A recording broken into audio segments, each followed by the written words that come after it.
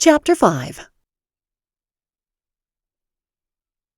I met Rhys by the acrobats the next day. It was a credit to Rhys's mental fortitude that he showed no signs of pain, even though his face was swollen. His hands, too, were stiff and sore. Mildred never allowed him a day off, so Rhys had been getting up extra early to spin before it was time for the festival. I could only imagine how much pain he was in with everything he had to endure. I slipped my hand into his and squeezed gently. "How is walking today?" I asked quietly, so no one else would hear. Rhys shrugged noncommittally. I frowned. "If you are hurting, we can sit down." I cast an eye over him, heavily scrutinizing him for any wincing or limping. Some days, despite his best efforts, he couldn't prevent a slight limp.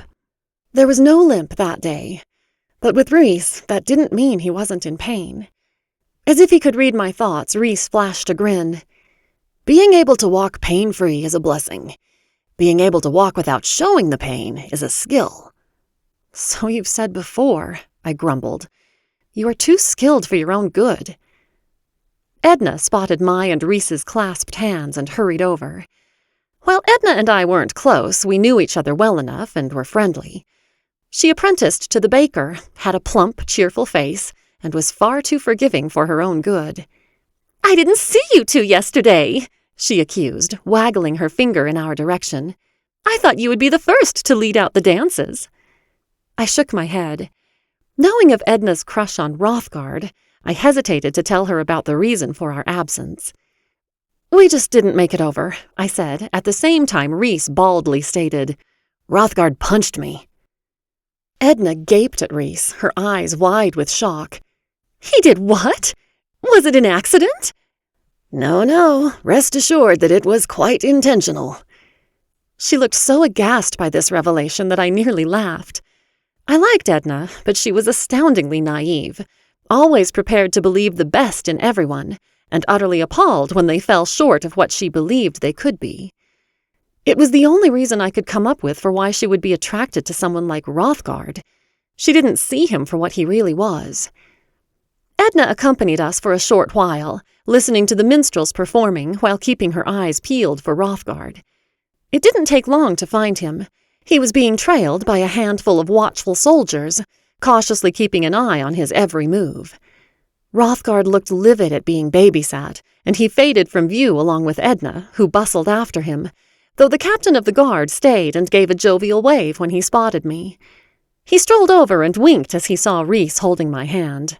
"I figured I might see you here with your friend." Still new to being seen together, a blistering heat crawled up to scald my face a bright red. I made to release Rhys's hand, but he held on tightly, trapping our entwined fingers. The captain laughed good-naturedly. "Your secret is safe with me, though I don't know how much of a secret it is anymore by the looks of it." Rhys reached and shook the captain's hand. "Captain, I assume you are the one to thank for helping Meg. She told me all about it." The captain shook his hand in a genuine, affable manner. "Call me Benedict." "Thank you, Benedict." He shrugged. "All in the line of duty. And speaking of which—" He cast his eye around for Hrothgard, who had disappeared along with Edna and two of the soldiers shadowing him. "I had best be going. Enjoy the festival, you two, and let me know if that big oaf gives you any more trouble." He jogged off, one hand holding his scabbard steady to prevent it banging against his leg. "You know, someone is going to mention this to your father before festival week is out." Rhys lifted our clasped fingers and brushed his lips against the back of my hand. "It would be better coming from us, and sooner rather than later." I caught my breath. Festival week would only last a few more days, and Papa had enough friends that one of them would undoubtedly mention my extensive time with Rhys. He was right. It would be better coming from us. I nodded. "Tomorrow morning?" "Tomorrow morning." Around midday, I spotted Captain Benedict patrolling amongst the booths that lined the festival grounds. Intent on thanking him properly, I purchased a nice waterskin from the closest vendor and dragged Rhys over before the captain of the guard vanished again. "Thank you for helping us," I told him, handing over the small bag. Rhys winked at me. I think Meg means to say that she appreciated you saving our skins so much that she feels obliged to give you an extra." Benedict laughed and examined the bag. "It was a pleasure to help you two, no strings attached. Did you purchase this with coins or that fascinating gold thread?" Rhys's expression froze, his jaw rigid and eyes wide. "Coins," I said hastily, eager to conceal Rhys's secret.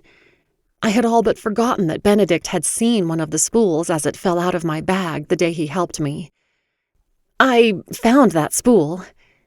My story was weak, and I knew that it would crumble with the slightest investigation. I held my breath, silently pleading for Benedict to accept my story. Thankfully, he nodded. Before he could question me any further, one of his soldiers called to him, and he raised his hand in farewell. Rhys blew out a stream of air after Benedict left. "He knows about the gold?" I nodded. "He saw it that day you were unconscious. It fell out of my purse." Rhys threw an anxious glance toward where Benedict had disappeared.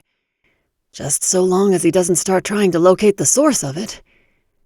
My forehead nodded with concern, and Rhys raised his eyebrows at me. "Don't worry," he added. "I'm sure it doesn't matter that he saw it. We knew someone would eventually. We should sell it soon anyway." He reached out to squeeze my hand. "Come and dance." Rhys and I participated in traditional dances, watched a young couple get married, and browsed more wares laid out by shopkeepers. Driven by Papa's order to buy myself something pretty, I purchased a comb with a butterfly design painted on the handle. It was the least expensive item I could find that would meet the curse's demands, so I was able to save a few extra coins for my and Rhys's future. "I wish I could buy you something," Rhys admitted, looking longingly at the fine bolts of fabrics and ornately carved hand mirrors. "You know, you could trade me. As long as whatever you offer has value to you, I could spin and we wouldn't have to be scraping money together thread by thread. You could trade me your firstborn child." I wrinkled my nose at him. "My firstborn child will already be half yours anyway. But no matter how rich it might make me, I will never take part in your curse, so don't even suggest it. Your hands don't need to always be bleeding, you know." Rhys cupped my face in his calloused hand. "You just insist on taking care of me, don't you?" I grinned. "I mean it. Besides, look at the jewelry that people are selling. Your gold is much higher quality than anything else. It wouldn't be a fair trade. Nothing compares to the ring you already gave me." Rhys rolled his eyes. An idea burst into my mind. "Tell you what, we need to trade one of these in anyway." I held the thick spool of golden thread out to him and kept the other two in my purse. "Let's see how much we can get for it." I pulled him over to a jewelry stall, where we examined the wares of a paunchy man with small, beady eyes, a pointed nose, and eyelashes so blonde they looked transparent. He had a swarthy, clever face and immediately brought to mind the image of a rat. "Good morning. Are you two looking for anything in particular? A ring for the lady, perhaps?" I held up the golden band that Rhys had given me. "No need. I have one already." "A makeup gift for a lover's spat, then," the shopkeeper said, casting a bemused eye at Rhys's bruised face, then held up his hands in defense when I wrenched my mouth open to correct him. I jest. What can I help you with?"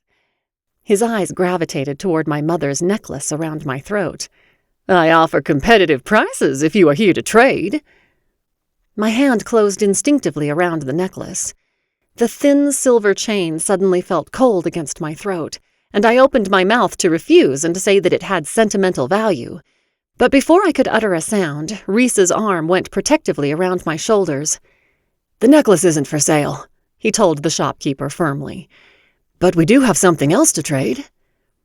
I breathed a silent sigh of relief at not having to explain. Rhys always knew when to step in. It was a boon to have him by my side. "What would you offer for this?" He handed over the coil of thread. The jeweler unraveled the spool, held it up to the light, and pulled out a glass to examine it. "This is the finest," he murmured, almost inaudibly. His mouth hung open as he fingered the fine gold thread, then snapped shut. A greedy look appeared in his beady eyes. 5 silver coins. 5? I began, outrage flooding my body. Rhys's gold was far superior to the man's fake, gaudy jewelry and was worth 4 times what he had offered. How about 25? Rhys countered, holding up his hand to stop me from snapping back at the man. The shopkeeper sucked in his fat cheeks and his eyes grew sad. You wouldn't cheat an old man trying to make an honest living in the world, would you?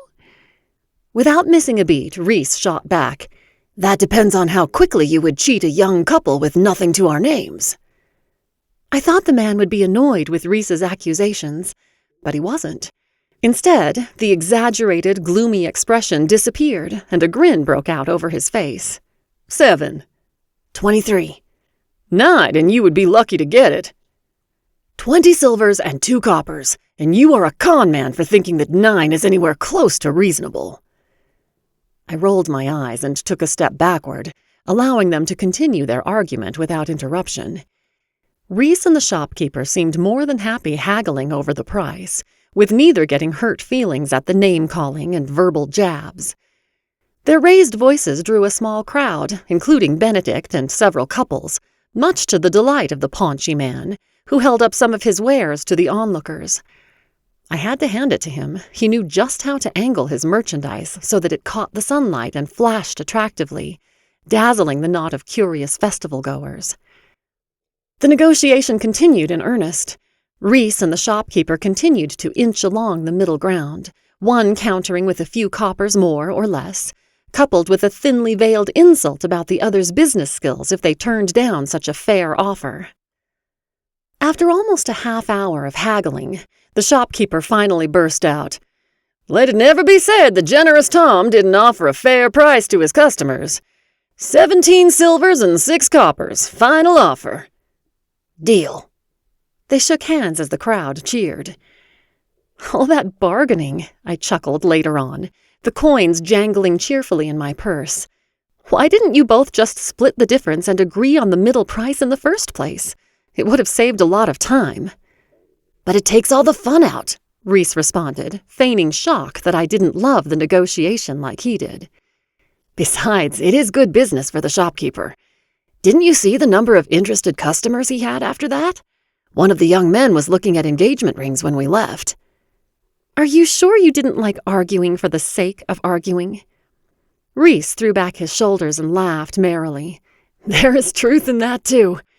It's nice to actually have a say in what I get back for the gold, and not give it away for a single strand of what I've already created. He entwined our fingers again. At dusk, Rhys walked me home. Tomorrow morning, he reassured me. I nodded consent. Come around mid-morning. Papa will understand, I'm sure. Good. I've wanted to do this for a long time. Now I finally have my chance.